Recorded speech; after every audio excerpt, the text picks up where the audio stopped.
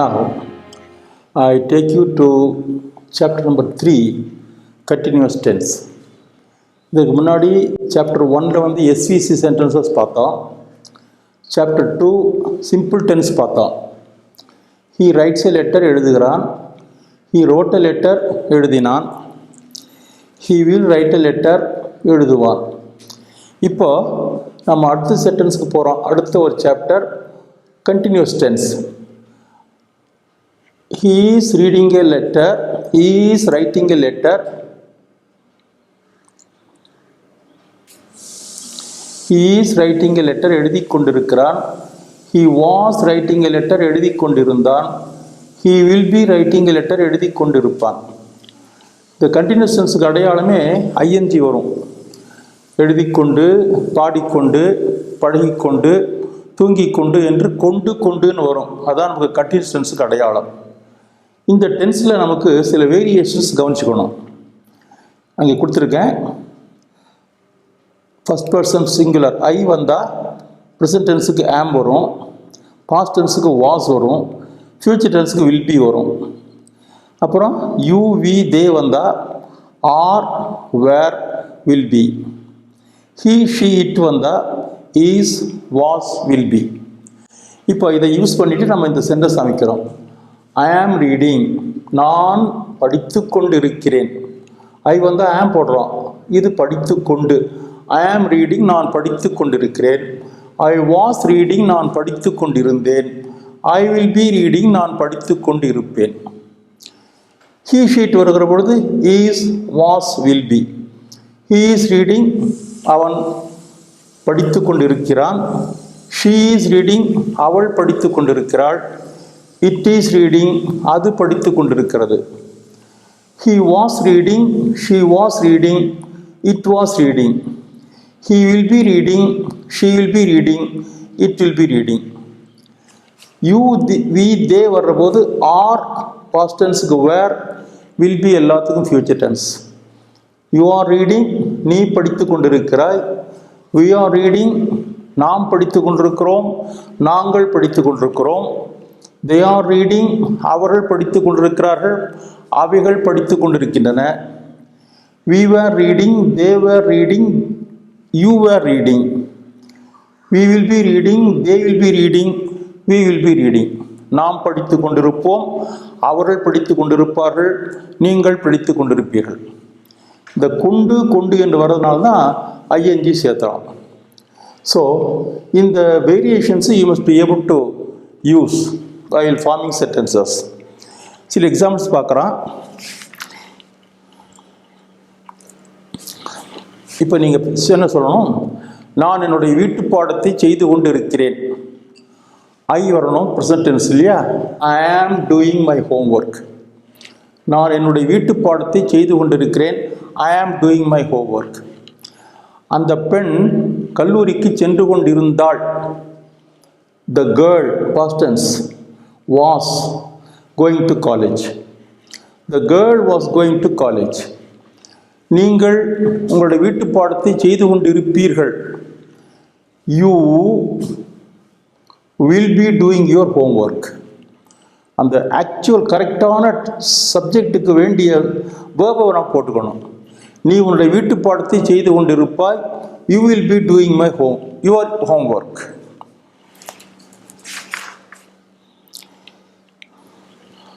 நான் தஞ்சாவூரில் ஒரு வீடு கட்டி கொண்டிருக்கிறேன்.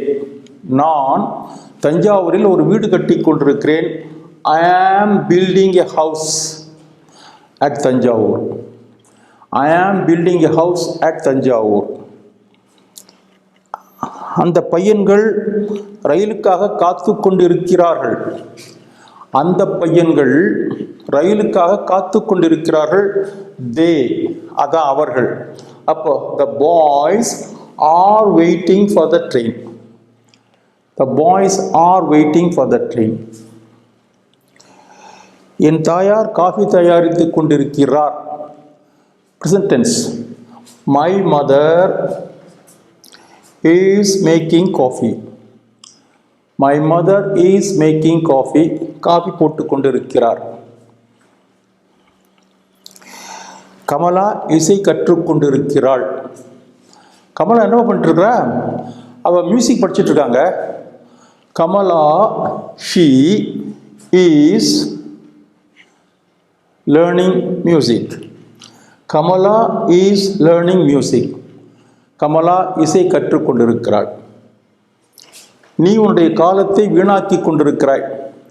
என்னப்பா, நல்ல ஹாலிடேஸ் வந்திருக்கிற போது எவ்வளவோ படிக்கலாமே. கம்ப்யூட்டர் சயின்ஸ் படிக்கலாம், டைப்ரைட்டிங் படிக்கலாம், ஷார்ட் ஹேண்ட் படிக்கலாம், எத்தனையோ படிக்கிறதெல்லாம் வாய்ப்பு இருக்கிற போது you are simply wasting your time. நீ உன்னுடைய காலத்தை வீணாக்கி கொண்டிருக்கிறாய்.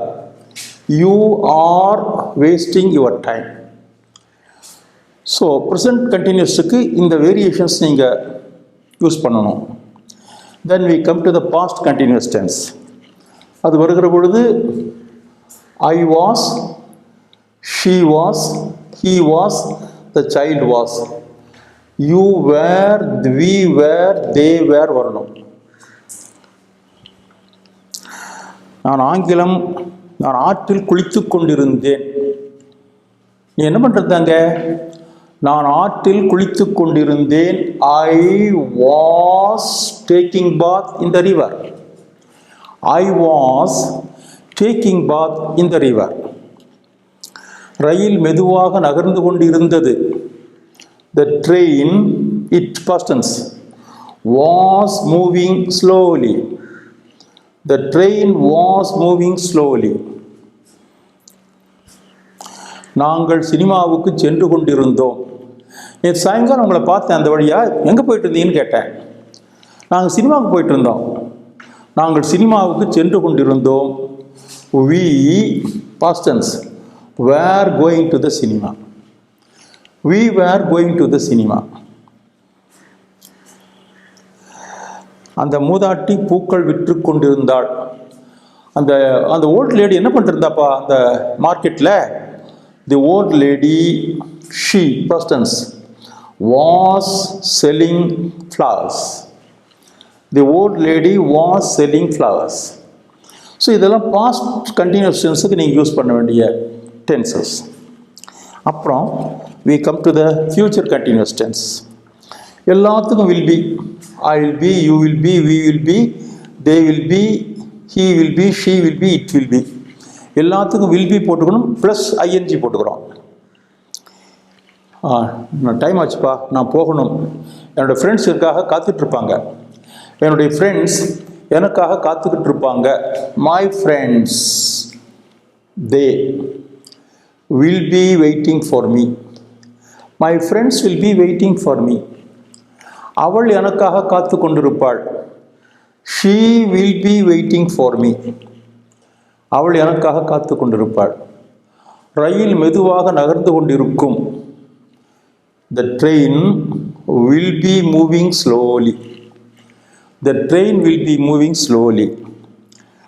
முதலமைச்சர் எதிர்க்கட்சி தலைவருடைய குற்றச்சாட்டுக்களுக்கு பதிலளித்து கொண்டிருப்பார்.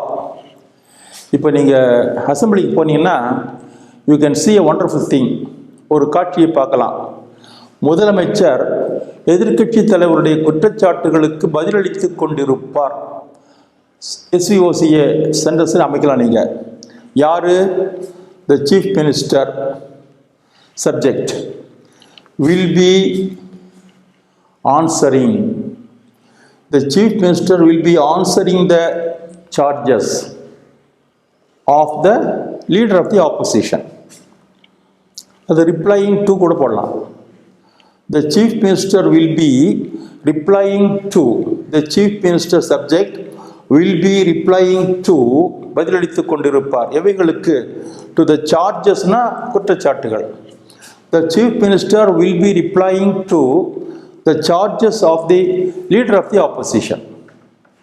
முதலமைச்சர் எதிர்க்கட்சி தலைவருடைய குற்றச்சாட்டுகளுக்கு பதிலளித்து கொண்டிருப்பார்.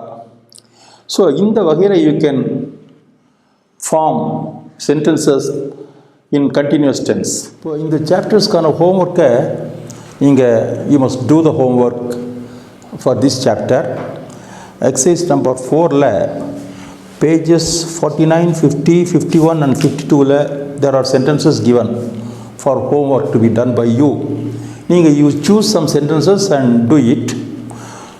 நான் அதுக்கு answer we will try later on. Now you can try some homework for chapter number 2, and such sentences are given in exercise number 3. We shall choose some sentences and do them here. Sentence number 10, exercise number 3.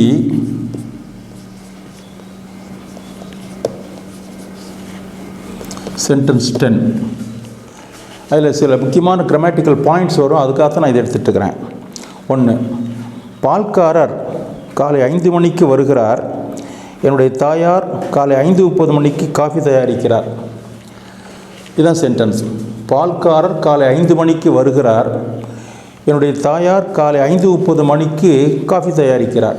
இப்போ இந்த sentence எப்படி translate பண்ணுறதுன்னா, பால்காரர் காலை 5 மணிக்கு வருகிறார்.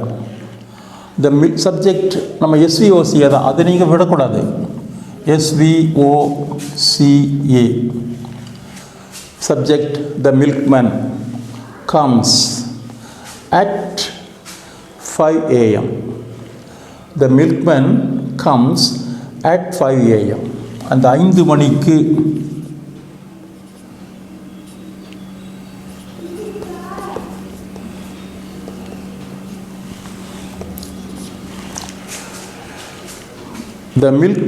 The milkman comes at 5 a.m. My mother makes coffee at 5:30 a.m. இதில் முக்கியமான grammatical point என்னென்னா, மணி சொல்கிறதுக்கு நீங்கள் அட் அமைக்கணும்.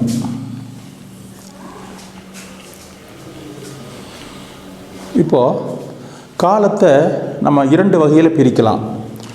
ஒன்று காலப்பரப்பு, period of time.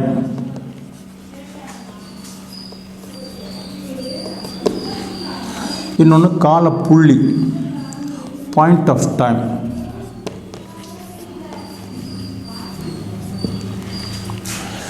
காலப்பரப்புங்கிறது டியூரேஷன், இவ்வளவு காலம். இது ஒரு பர்டிகுலர் பாயிண்ட்டு. இப்போது ஒரு தொடக்கம், ஒரு நிகழ்வு, ஒரு முடிவு, இதுதான் டியூரேஷன். எவ்வளவு காலத்துக்கு அது நீடிக்கிறது, அதுதான் காலப்பரப்பு. காலப்பரப்பு.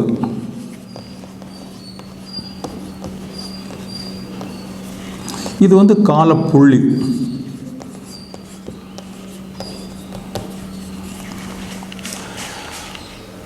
காலப்புள்ளிங்கிறது மணி, கிழமை, தேதி, மாதம், வருஷம், இவைகளுக்கு காலப்புள்ளி.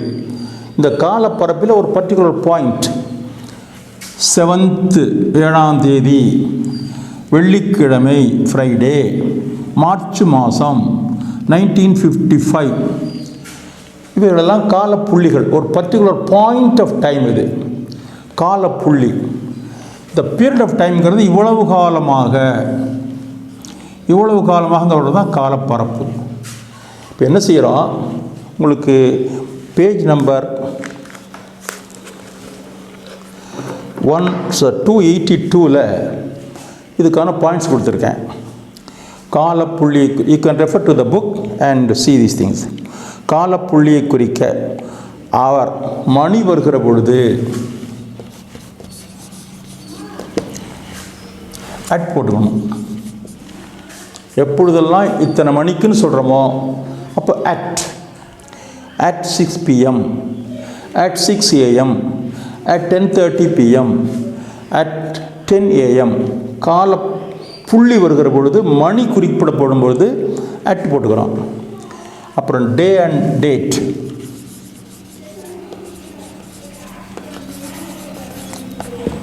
வருகிற போது ஆன், இன்ன கிழமை இன்ன தேதி வந்துகிற போது ஆன் போட்டுக்கணும். ஆன் சண்டே, ஞாயிற்றுக்கிழமை என்று. ஆன் ஃப்ரைடே, வெள்ளிக்கிழமை. ஆன் 1/1/2000 டேட் வந்துச்சு, 2001 ஜனவரி மாதம் 1 தேதியா. On on 1/1/2000. கால புள்ளி இது, ஒன்றாம் தேதி on 15th August 1947.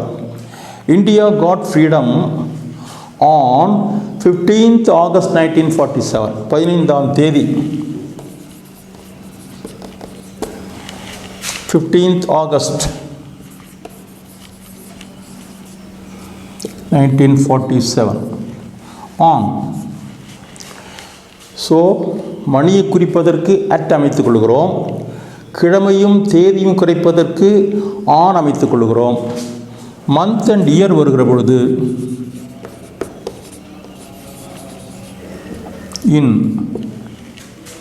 In January, in March.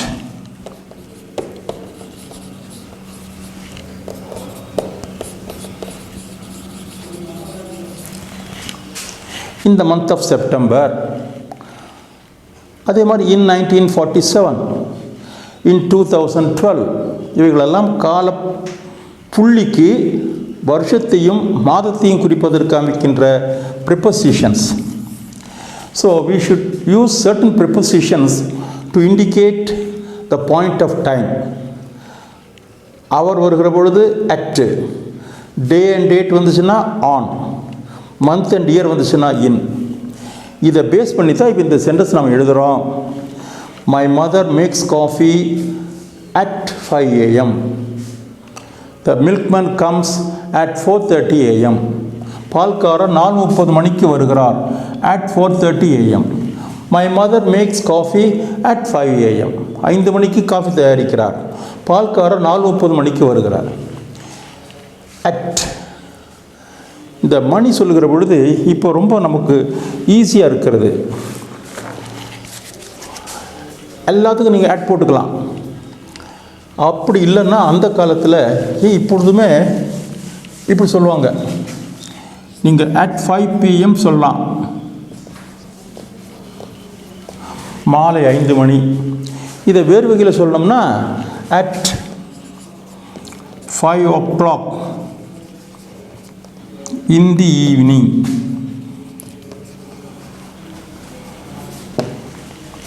இவ்வளவு சொல்லணும், நீங்கள் விடாமல் சொல்லணும், ஒரு இடத்துல கூட தவற வரக்கூடாது.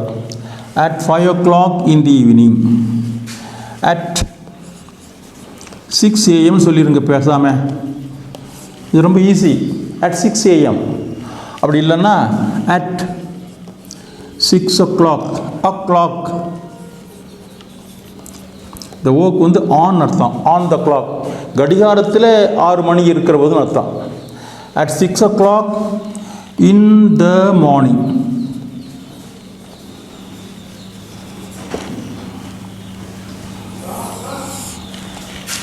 இப்போ this is easier. You can say at 6 a.m. I get up at 6 a.m. I get up at 6 o'clock in the morning சொல்லலாம். அதோட this is quite easy and easier also. So மணியை குறிப்பதற்கு அட்டும், கிழமையும் தேதியும் குறிப்பதற்கு ஆனும், மந்த் அண்ட் இயர் குறிப்பதற்கு இன் அமைக்க வேண்டும். இன்னும் பழைய காலத்தில் இதை விட கொஞ்சம் கஷ்டமாக இருந்தது அந்த மாதிரி டைம் சொல்கிறது. ஃபார் எக்ஸாம்பிள்,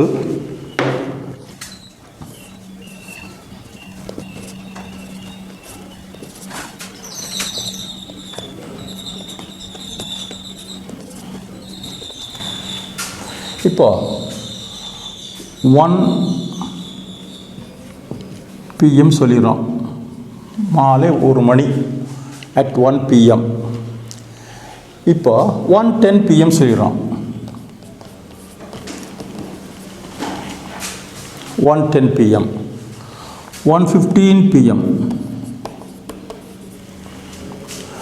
அப்போ என்ன செய்வாங்க அப்படின்னா 1 p.m. 10 past 1 அப்படிப்பாங்க. 1 மணி முடிந்து 10 நிமிஷம் ஆயிடுச்சுன்னு அர்த்தம். 10 past 1. இப்போ இது வந்து 10 past 1, இது 1/4 1 மணிக்கு 1 மணி 15 நிமிஷத்துக்கு at 1/4 சொல்லணும். at 20 past 1, at 25 past 1, at half past 1. 1 மணி 30. நீங்கள் ஈஸியாக சொல்லிட்டு போகலாம், 1:30 PM சொல்லிட்டு போயிடலாம். அப்போ என்ன சொல்லுவாங்கன்னா at half past 1. சரி, இதை at 35 past 1 சொல்லக்கூடாது. 30க்கு அப்புறம் அடுத்த மணி என்ன தெரியுங்களா? 2. இந்த 2 மணிக்கு எவ்வளோ நிமிஷம் இருக்குது? 25 minutes இருக்குது. அது என்ன செய்யணும்னா at 25 to 2ன்னு சொல்லணும். 2 மணிக்கு 25 நிமிஷம் இருக்கிற பொழுது நீ 1:35 ஈஸியாக சொல்லிடலாம், 1:35 PM சொல்லிடலாம். அப்போ என்ன சொல்லுவாங்கன்னா at 25 to 2, at 20 to 2, 15 to 2, 10 to 2, 5 to 2, 2. மறுபடியும் 5 past 2, 10 past 2, 15 past 2 or quarter past 2, 20 past 2, 25 past 2, half past 2, 25 to 3. இப்படி ஆரம்பிக்கணும். It was very difficult in those days. இப்போ things have been made very very easy. நீங்கள் போட்டு அழகாக 1 PM, 1:10 PM, 1:35 PM, 1:45 PM, 1:55 PM சொல்லிட்டு போயிட்டே இருக்கலாம். It has been made very very easy. ஒரு ரயில்வே ஸ்டேஷனில் அனௌன்ஸ்மெண்ட் கொடுப்பாங்களா இல்லையா? இந்த குறிப்பிட்ட ட்ரெயின் எத்தனாவது பிளாட்ஃபாரத்திற்கு வந்து சேரப்போகிறதுன்ட்டு. அது மாதிரி ஒரு அனௌன்ஸ்மெண்ட் கொடுக்குற போது ஒரு குறிப்பிட்ட அனௌன்ஸ்மெண்ட் கொடுத்தாங்களாம். என்னென்னா, ஒரு ட்ரெயினுடைய டிபார்ச்சர் டைம் வந்து சேஞ்ச் பண்ணிட்டாங்க. 2 o'clock கிளம்ப வேண்டிய வண்டியை 1:58 கிளப்புறாங்க. ஸோ ஒரு 2 minutes முன்னாடியே அந்த வண்டி கிளம்புது. So the departure time must be announce to the public. ஏன்னா 2 மணிக்கு நினச்சிட்டு வருவான், 1:58 வண்டி போயிருந்துச்சுன்னு என்ன ஆகுறது? ஆனால் it must be announced, it must be made public. அவன் என்ன சொல்கிறான், இதான் அவன் சொல்ல விரும்புகிற விஷயம். ரயிலினுடைய புறப்படும் நேரம் 2 மணியிலிருந்து 1:58 மாற்றப்பட்டிருக்கிறதுன்னு சொல்லணும். 2 மணியிலிருந்து 1:58 மாற்றப்பட்டிருக்கிறது சொல்லணும். அவன் சொல்கிறான்னா, your attention please, the departure time of the train has been changed from 2 to 1:52. சொல்லலை, from 2 to 2 to 2ன்னா the departure time of the train has been changed from 2 to 2 to 2. இது 2க்கு 2 நிமிஷம், 2க்கு 2 நிமிஷம் இருக்கிறதுக்கு மாற்றப்பட்டு தான் from 2 to 2 to 2. From 2 to 2 to 2ன்னா நான் போய் ஒரேடியா 2 to 2 சொல்லிவிடுவோம் ஒரேடியா.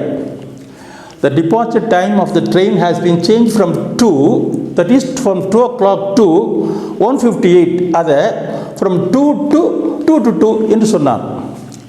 இது very confusing and difficult also.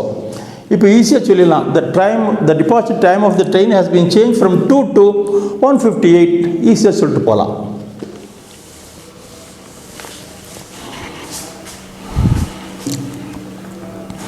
Then another thing, நாங்கள் ஊட்டியில் 2 வாரங்களை கழிப்போம். SVC sentence. நாங்கள் ஊட்டியில் 2 வாரங்களை கழிப்போம். We will spend, subject யாரு? நாங்கள். will spend கழிப்போம். எதை? 2 weeks. We will spend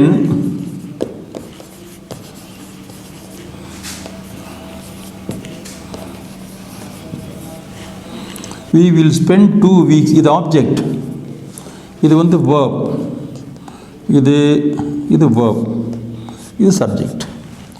We will spend 2 weeks at Ooty.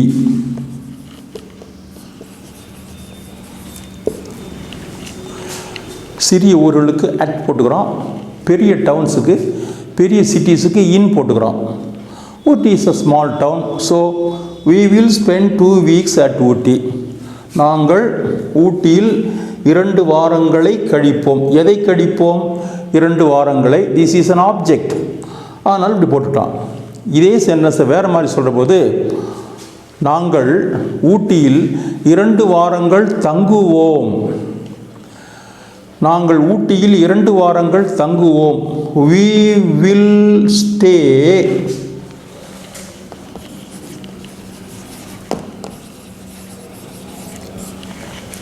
Subject verb. நாங்கள் தங்குவோம். பிளேஸ் முதல்ல போடணும், டைம் பின்னாடி போடணும். எங்கே தங்குவோம்? at ஊட்டி. அட்ஜெக்ட். எவ்வளவு காலம் தங்குவாய்? for 2 weeks.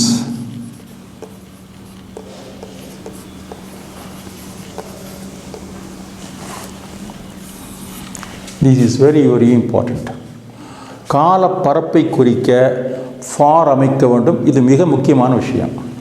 இவ்வளவு காலமாக, எவ்வளவு காலம் தங்குவீர்கள்? 2 வார காலமாக தங்குவோம். we will stay at Ooty for. இதுக்கு அதுக்கு டிஃபரன்ஸ் பார்க்கணும் நீங்கள். இது we will spend 2 weeks at ஊட்டி. ஊட்டியில் 2 வாரங்களை கழிப்போம். இது ஆப்ஜெக்ட். இது இங்கே ஊட்டியில் 2 வாரங்கள் தங்குவோம். எவ்வளவு காலம் தங்குவீர்கள் அப்படின்னா for 2 weeks. இவ்வளவு காலமாக என்று குறிக்க ஃபார் அமைக்க வேண்டும். இது காலப்பரப்புக்குள்ள மிக முக்கியமான ஒரு சட்டம். இப்போ நல்லா இங்கிலீஷ் பேசுகிற தம்பி, in those days your English was quite faulty, நிறைய தப்பு பண்ணிட்டு இருந்த. இப்போ you speak beautiful English without mistakes எப்படின்னு கேட்டேன். Sir I learnt English sir அப்படின்னா. I learnt English under a professor of English அப்படின்னா. ஒரு ஆங்கில பேராசிரியரிடம் ஆங்கிலம் கற்றேன். அப்படியா? அதான் தெரியுது நல்லா. எவ்வளோ காலம் கற்றாய்? எவ்வளோ காலம் ஆங்கிலம் கற்றாய்? கேள்வி. How long did you learn English? அவன் சொல்கிறான், ஐ லேர்ன்ட் இங்கிலீஷ் ஃபார் 2 months. 2 வார காலம், இவ்வளவு காலமாக என்பதற்கு ஃபார் போடுறோம். I learnt English under a professor for 2 weeks. கால பரப்பை குறிக்க ஃபார் அமைக்க வேண்டும். இது மிக முக்கியமான விதி. எல்லா சந்தர்ப்பங்களையும் நீங்கள் பயன்படுத்தணும்.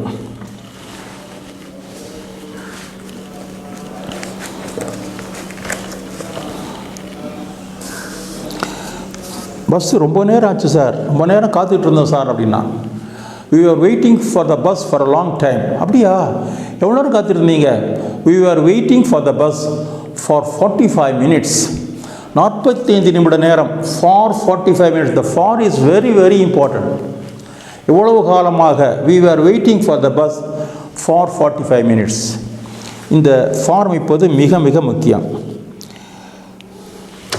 இவர் அந்த கம்பெனியில் மேலாளராக இருந்தார்.